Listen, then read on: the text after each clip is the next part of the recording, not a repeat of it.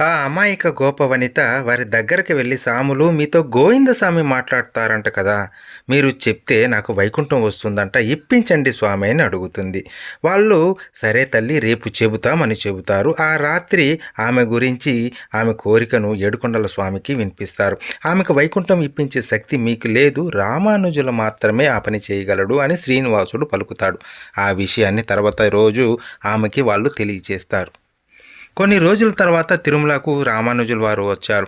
ఆ గొల్ల శ్రీ రామానుజుల వారికి నమస్కారం చేసి ఆయనకు మజ్జిగ ఇస్తుంది. ఆయన ఆ మజ్జిగ తీసుకొని, "నీకు ఏం కావాలమ్మా" అని అడుగుతారు.